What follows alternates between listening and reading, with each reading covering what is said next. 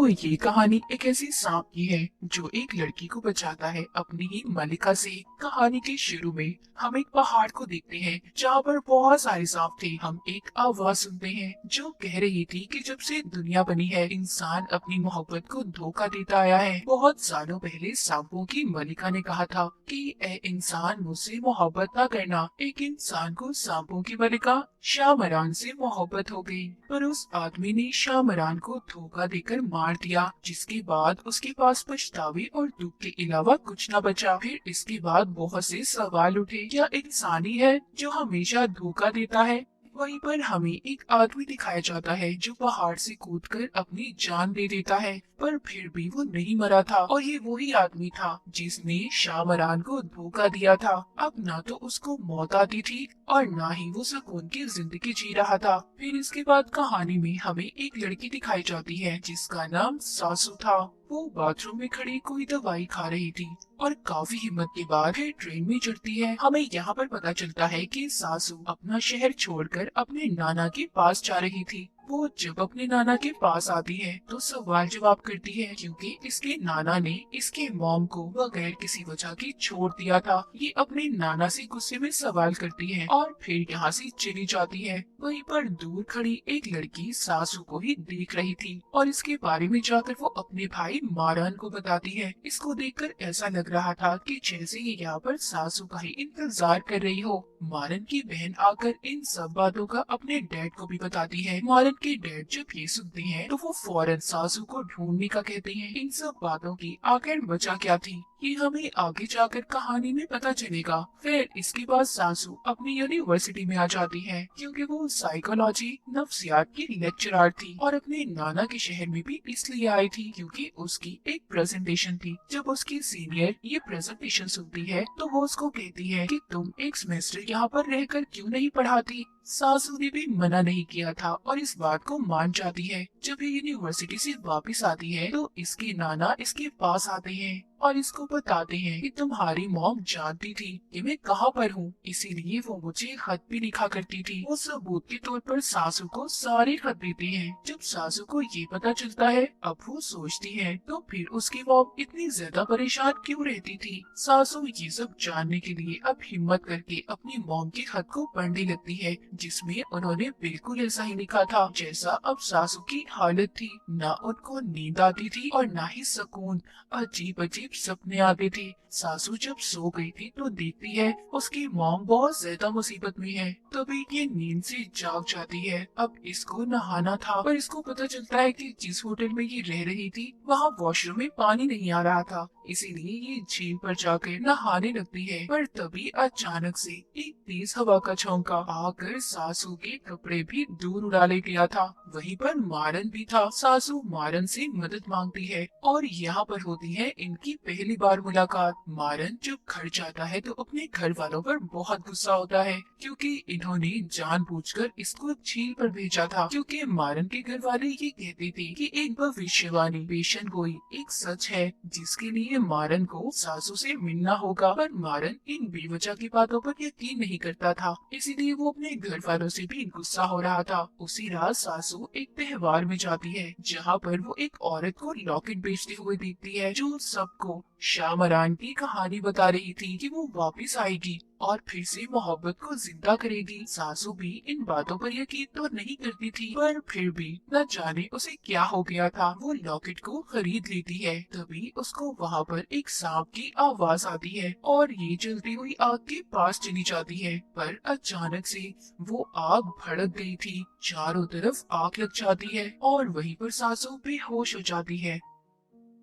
मारन वहाँ पर आकर उसे बचा लेता है और उसको उसके नाना के घर पर छोड़ देता है। सुबह जब सासू उठती है तो अपने नाना से पूछती है कि मैं यहाँ पर कैसे आई। वो बताते हैं कि मैंने तो तुम्हें सोते हुए देखा था तो मुझे लगा तुम खुद आई होगी। तभी सासू सामने घर में जाती है जो मारन का था। ये उससे पूछती है कि कल रात क्या हुआ था, पर वो तो साफ मुकर दिया था कि ऐसा कुछ नहीं हुआ, न कोई आग लगी न मैंने तुम्हें बचाया। सासू अब काफी परेशान हो चुकी थी, उसे सब जानना था कि उसके साथ हो क्या रहा था। इसके बाद हमें मारन की फैमिली दिखाई जाती है जो बैठे बात कर रहे थे कि आग ही उस प्रेडिक्शन, उस भविष्यवाणी की पहली निशानी है। सासू ही वो लड़की है जो हमारे काम आ सकती है। पर मारन यहाँ पर अभी भी अपने डैड की बातों के सख्त खिलाफ था। वो कहता है कि आपकी फजूल भविष्यवाणियों की वजह से किसी की भी जिंदगी को ऐसे खतरे में नहीं डालूंगा, क्योंकि वो जानता था कि अगर सासू उससे प्यार करने लगी तो उसको बहुत बड़ी कीमत चुकानी होगी। उधर सासू अपनी सारी दवाइयाँ फेंक देती है क्योंकि उसे ऐसा लग रहा था कि ये दवाई उसके दिमाग पर गलत असर कर रही हैं। उसे वो सब भी दिखाई दे रहा है जो असर नहीं है। दूसरी तरफ हमें पता चलता है कि मारन कोई आम लड़का नहीं था, बल्कि वो एक इच्छाधारी नाग था जो सांप और इंसान दोनों था, और उसकी फैमिली में भी सारे सांप थे। इसके बाद एक जगह पर कुछ लोग दिखाए जाते हैं जो शामरान के किले पर ट्रिप पर गए थे, पर न जाने उन्हें क्या हो गया था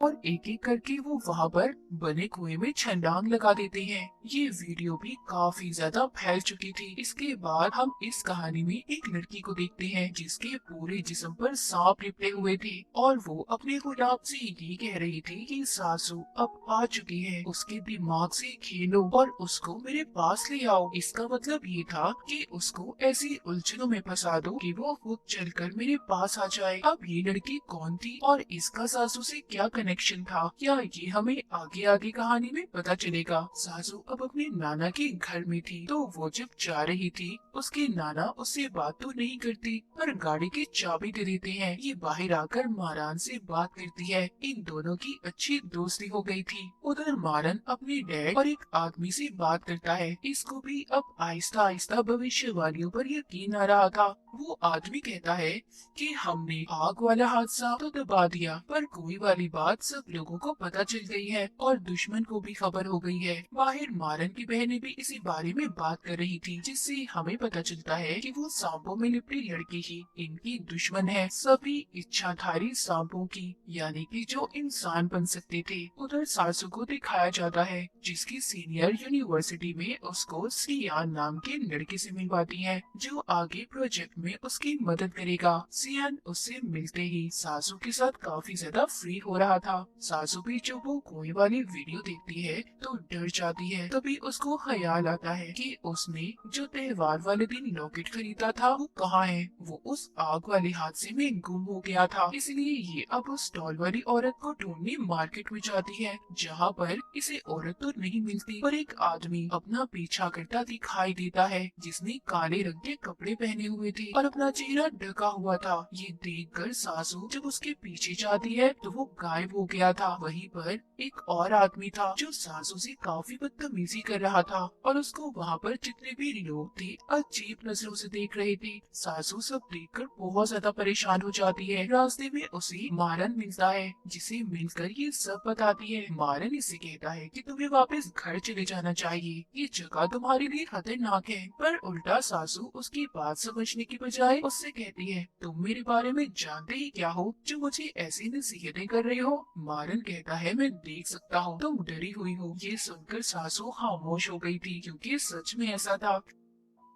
रात को घर पर मारन की बहन उससे बात करती है, कहती है कि तुम यकीन क्यों नहीं कर लेते, सब बातों पर तुम और सासू एक दूसरे की जरूरत हो, तुम ही हो जो उसके लिए बने हो। पर मारन कहता है नहीं, मैं ऐसा नहीं कर सकता, और इसी भविष्यवाणी की वजह से बहुत सी औरतों की जान गई है, पहले सासू की मॉम की और फिर हमारी मॉम। अब मजीद ये सब बर्दाश्त नहीं करूंगा। लेकिन इन सब बातों के बावजूद मारन सासू से दूर नहीं जा रहा था। सासू के नाना वही दवाइयाँ खा रहे थे जो सासू खाया करती थी। इसका मतलब ये था कि ये कोई इनकी खानदानी बीमारी थी। रात को सासू जब सो रही थी तो वही मशकूक आदमी इसके कमरे में आता है। सासू का लॉकेट भी उसके पास ही था। वहीं पर एक बहुत बड़ा सांप आता है, सोते हुए सासू पर लिपट गया था। सासू इन सब से डरकर जब उठती है तो इसके बारे में वो नहीं जानती थी ये कोई सपना था या हकीकत। इसीलिए सासू इन सब से तंग आकर झील में तैरने चली गई थी। अगली सुबह जब ये यूनिवर्सिटी जाती है तो सियान इसको खाना खाने के लिए साथ ले जाने का बोलता है। जब ये खाना खा रही थी तो सासू जब वॉशरूम जाती है इसको वहाँ से सांपों की आवाज आ रही थी और उसको वहाँ पर ऐसा लग रहा था कि जैसे ये पानी की आवाज थी। पर उसके जाते ही वहाँ पर वही आदमी था जो अब तक इसका पीछा कर रहा था। फिर जब सियान सासू को घर छोड़ता है मारन भी अपने घर के बाहर खड़ा था जो इन्हीं को देख रहा था, जिससे हमें पता चलता है कि मारन सियान को जानता था। इनका आपस में कोई रिश्ता तो था पर अच्छा नहीं था। अब रात को सासू अपने नाना के हाथों पर निशानों को देखती है जो ऐसे थे जो हाथ बांधने से बचते हैं। अगले दिन सासू जब यूनिवर्सिटी थी तो मारन की बहन अपनी बहन को कॉल करती है कि वो सासू का ख्याल रखे, पर इससे पहले वो उसका ख्याल रखती बहुत देर हो चुकी थी। वो उस आदमी को देख लेती है जो इसका पीछा कर रहा था। वो उसका पीछा करती एक खाली कमरे में आ गई थी। वो जब अंदर जाती है तो सासू वहाँ पर एक बहुत बड़ा सांप देखती है और कमरे का दरवाजा खुद ब खुद बंद हो गया था। पर सियान वहाँ पर आकर उसे बचा लेता है और कहता है कि सिर्फ तुम्हारा कोई वहम है और कुछ नहीं। सासू अपने साथ होने वाले इन हादसों से अब अवाजार हो चुकी थी। वो अपने घर चली जाती है पर तभी हमें यहाँ पर पता चलता है कि सियान भी एक सांप था जिसको सासू का ख्याल रखने के लिए भेजा गया था। उधर मारन के डैड के पास एक बूढ़ा आदमी आता है जो उन्हें बता रहा था कि एक बदले की बू शामरात के किले से नहीं बल्कि यहीं से आ रही है। ये सांप अब भविष्यवाणियों पर यकीन नहीं करते और अगर उनकी असलियत इंसानों के सामने आ गई कि हमारे जैसे सांप उनके दरमियान में रहते हैं तो किसी के लिए भी अच्छा नहीं होगा। वो बूढ़ा आदमी कहता है अगर दोबारा से इंसान और सांपों के दरमियान मोहब्बत ना हुई तो शामरान वापिस नहीं आ पाएगी और हम सबके साथ बहुत बुरा होगा। उधर सासू अपनी मॉम का अगला खत पढ़ती है जिसमें लिखा था कि उन्हें नींद में चढ़ने की बीमारी है और यही वजह थी कि वो खुद को बांध कर सोती थी। तभी सासू को उसके नाना के निशान याद आते हैं। इसे पता चलता है कि ये बीमारी उसकी मॉम और उसे विरासत में मिली है। जब वो चेक करती है तो उसे अपने नाना की अलमारी से दवाइयाँ भी मिलती हैं। रात को जब उसके नाना घर आते हैं तो सासू बहुत ज्यादा नशे में थी। वो अपने नाना से कहती है कि आपकी वजह से मेरी और मेरी मॉम की जिंदगी खराब हुई, पर उसके नाना उसको चुप करवाते हैं। तभी मारन जब ये देखता है कि सासू कितने नशे में है तो वो उसके पास आ जाता है, पर सासू उसके साथ अजीब हरकतें कर रही थी।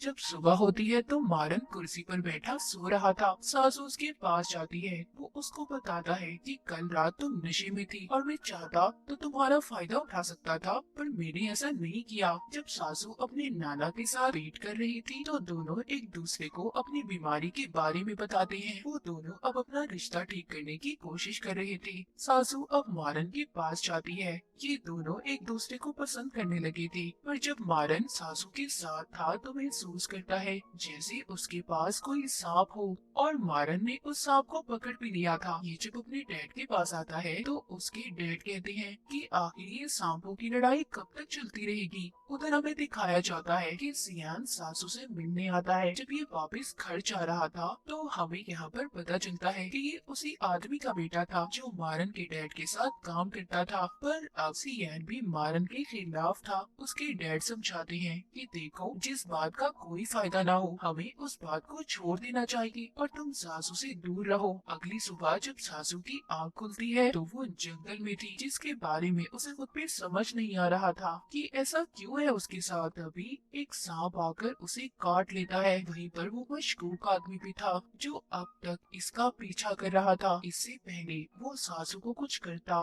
मारन आकर उसे बचा लेता है और उसके जिस्म से जहर भी निकालता है। ये उसे अपने घर ले गया था जहाँ पर बाकी का इलाज इसकी बहनें करती है। जब सुबह को सासू को होश आता है तो मारन उसको बताता है कि तुम मुझे बेहोशी में मिली थी, तुम्हें सांप ने काट लिया था। सासू उसकी बातों पर यकीन करके अपने घर तो चली जाती है, पर अब सासू को सब कुछ याद था कि उसके साथ हुआ क्या है, इसीलिए वो सब बातों के बारे में पता करना चाहती थी। उधर जिस सांप को मारन ने पकड़ा हुआ था मारन उसके पास जाता है और पूछता है कि तुमने ऐसा क्यों किया। वो कहता है कि इंसान हमारे दुश्मन दुश्मन है और जानवरों को अपना गुलाम बनाना चाहते हैं। पर सांप अब ये बर्दाश्त नहीं करेंगे, इसीलिए मैं और मेरी मलिका मिलकर इंसानों के खिलाफ जंग लड़ेंगे। ये अपनी उसी मलिका की बात कर रहा था जो लड़की हमने सांपों में लिपटी हुई देखी थी, और वो जो मशकूक आदमी था जो सासू का पीछा कर रहा था वो भी उसी का भेजा हुआ गुलाम था। मारन कहता है, ठीक है मैं मानता हूँ, पर तुम भी जंग लड़ोगे, हम में और इंसानों में क्या फर्क रह जाएगा। वो सांप कहता है कि हमारी मलिका जाग गई है, और अगले ही सीन में हम उस सांपों में लिपटी लड़की को जागते हुए देखते हैं, जिसके जागने से बड़ी तबाही होने वाली थी। अब सासू भी मारन के घर पर आई थी, जहाँ पर वो सच जानना चाहती थी कि ये लोग कौन है और उसका इनसे क्या रिश्ता है। पर मारन की सारी फैमिली उसे अपनी बातों में ही उलझा देती है। पर मारन की बहन को पता चल गया था कि सासू सब जान चुकी है। उधर मारन की जिल्द भी उतरने लगी थी, क्योंकि इन सांपों की स्किन जिल्द नहीं आती थी, और इसी दौरान ये बहुत ज्यादा कमजोर भी हो जाते हैं। यूनिवर्सिटी में सासू को शामरान के बारे में जानना था, इसीलिए ये अपने स्टूडेंट्स को उस पर रिसर्च करने का कहती है। जब सियान ये देखता है तो काफी परेशान हो जाता है। इधर ही मारन भी आ गया था। सियान मारन को देखकर कहता है कि तुम्हें मुझसे दोस्ती कर लेनी चाहिए, क्योंकि तुम और मैं एक दूसरे की असलियत तो जानते ही हैं, और क्या पता आने वाले वक्त में तुम्हें मेरी जरूरत पड़े। और ये मारन को अपना कार्ड देकर चला जाता है। मारन सासू को अपनी पुरानी हवेली में ले गया था, जहाँ पर ये उसे झूठ मूठ की कहानी बताता है कि हमारे यहाँ बहुत सारे दुश्मन हैं और हमारी खानदानी लड़ाई बरसों से चली आ रही है। अब इधर हमें दो कहानियाँ बताई जाती हैं। एक तो मारन का पता चलता है कि उसके साथ बहुत से राज जुड़े हैं। उधर सासू की फैमिली जो आज तक कभी सुकून भी नहीं रह सकी थी, पर इन दोनों में एक बात सेम थी कि ये दोनों अकेले थे और दोनों को एक दूसरे की जरूरत थी, एक दूसरे को पसंद करने लगे थे। जब ये दोनों साथ थे तो तभी मारन की सांप वाली जिल्द बाहर आने लगी थी। वो सासू के पास से चला जाता है। इसके बारे में उसके दुश्मनों को भी पता चल गया था कि मारन अब कमजोर हो चुका है। तभी ये कॉल करके सियान को बुलाता है और सासू को लेकर चला जाता है। ये रास्ते में उसे कहता है कि मैं तुमसे प्यार करता हूँ और हम दोनों अपनी नई जिंदगी गुजारने यहाँ से दूर चले जाएंगे। सासू पहले तो ये सुनकर हैरान होती है, पर फिर मान जाती है और अपने घर पर उतर कर कहती है कि मैं तुम्हें सोच कर बताऊंगी। अपने घर जाकर मारन की हालत भी बहुत ज्यादा खराब हो गई थी। उधर दूसरी तरफ हमें एक औरत दिखाई जाती है, जिसको आगे के बारे में पता चल रहा था कि अब क्या होने वाला है। यहाँ टाउन में जितने भी जानवर गाय थी सब मर रही थी, और वो सांपों में लिपटी लड़की भी जिंदा हो रही थी, जो एक बड़ी तबाही की निशानी थी। जब मारन घर पर था तो उसकी बहन सासू को मैसेज करती है कि वो घर से कुछ दिन के लिए जा रहा है, क्योंकि कुछ दिन तक अब मारन सासू से नहीं मिल सकता था, और सियान को सासू पर नजर रखने का कहता है। पर सियान उसे सांपों की जगह पर ले गया था, क्योंकि ये मारन को धोखा दे रहा था, जहाँ पर सब इच्छाधारी सांप थे और सब सासू को बहुत अजीब नजरों से देख रहे थे। पर ये उसको बचाकर दोबारा से उसके घर ले आता है और माफी मांगता है कि ये उसे ऐसी जगह पर लेकर गया। सासू चारों तरफ से अब डर चुकी थी। वो मारन के घर के पास जाकर उसके नंबर पर फोन करती है कि उसके फोन की जब बेल सुनती है तो अब इसको ऐसा लग रहा था कि मारन इससे कोई गेम खेल रहा है। जब रात को सासू अपने नाना और बाकी लोगों के साथ खाना खा रही थी तो उसके नाना बात करते हैं कि टाउन में सारे जानवर मर रहे हैं, और तब भी ऐसा हुआ था जब मैंने अपनी बेटी को छोड़ दिया था। सासू जब ये सुनती है तो अब वो मारन के साथ जाने के लिए तैयार थी। इसने उसे हाँ बोल दिया था। पर काफी दिन गुजर जाते हैं, ना तो मारन का कोई मैसेज आता है और ना ही फोन, क्योंकि वो अपनी नई जिल्द के आने की वजह से बेसमेंट में बंद था। रात को सासू जब झील में तैर रही थी तो उसे सियान मिलता है, जो उसको अपने साथ कहीं पर ले जाने का कहता है। तभी यहाँ पर आता है मारन। सासू को कुछ समझ नहीं आ रही थी, क्योंकि सियान और मारन दोनों गायब हो गए थे। वो सांप बनकर लड़ रहे थे। मारन ने सियान को जख्मी कर दिया था, जिसके बाद वो सासू के सामने आता है, कहता है प्लीज मेरे साथ यहाँ से दूर चलो। पर अब सासू डरने लगी थी और मारन से कहती है आखिर सच क्या है, क्या गेम खेलना चाहते हो तुम मेरे साथ। तभी सासू को कॉल आती है उसके नाना कहीं पर चले गए थे। मारन सासू को घर छोड़ता है और यकीन दिलवाता है कि फिक्र नहीं करो, मैं तुम्हारे नाना को सही सलामत लेकर आऊंगा। और हम देखते हैं कि सासू के नाना वहीं पर पहाड़ पर खड़े थे, जो हमने कहानी के शुरू में एक आदमी को देखा था। वो भी वहाँ से कूदने वाले थे, पर मारन उनको बचा लेता है। मारन घर आकर अब अपने डैड को बताता है कि सियान सासू को दुश्मनों के पास ले जा रहा था। इस बात पर मारन के डैड उसे सजा देने का फैसला करते हैं, पर यहाँ पर जो उनके साथ आदमी काम करता था यानी कि सियान के डैड उनसे कहते हैं, मेरे बेटे को एक मौका और दे, मैं उसे समझाऊंगा।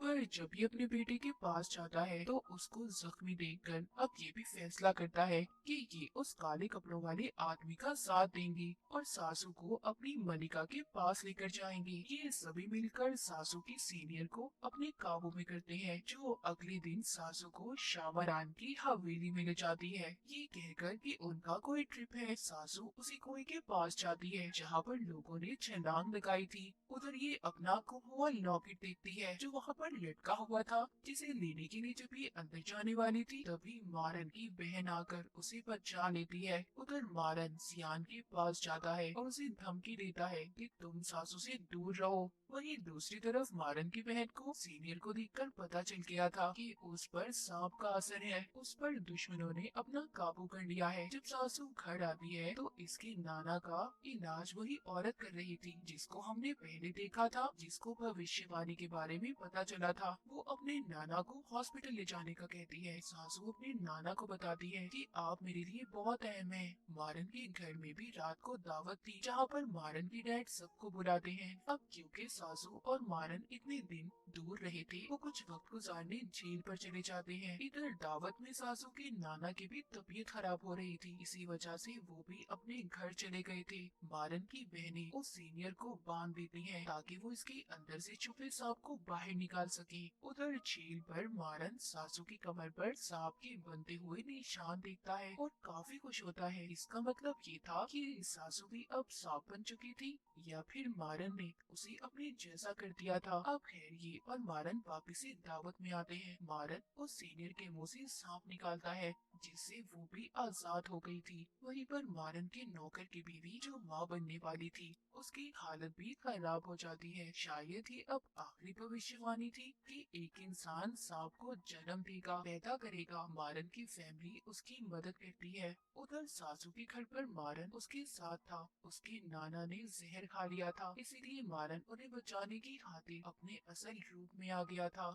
यानी कि एक इच्छाधारी नाग के रूप में। अब यहाँ पर हमें असल कहानी पता चलती है कि सासू के नाना ही वो आदमी थे जिन्होंने शामरान से मोहब्बत की थी पर उसको धोखा दिया था। यहाँ पर सासू को अब मारन बताता है कि तुम्हारे नाना ने शामरान मलका को धोखा दिया था। उसके किले का पता इंसानों को बताया, जिसका पता शामरान की बहन को चल गया था। वो इंसानों के खिलाफ हो गई तो शामरान ने उसे अपनी ताकतों से गहरे कुएं में कैद कर दिया और अपनी सारी ताकतें तुम्हारे नाना को दे दी, जिससे वो कभी भी मर नहीं सकते थे चाहे कुछ भी हो जाए। और उनकी सजा उनकी आने वाली नस्लों को भी बर्दाश्त करनी है। वो जब मरने की कोशिश करते हैं तो दोबारा जिंदा हो जाते हैं और फिर से याददाश्त गुम होने के बाद एक नई जिंदगी जीने लगते हैं। और भविष्यवाणी यही है कि एक इंसान को सांप से मोहब्बत होगी, जो इंसान तुम्हारे नाना के खानदान से होगा, यानी कि तुम। इस बार इंसान को कुर्बानी देनी होगी, उसे सांपों के साथ जमीन के नीचे जाकर रहना होगा।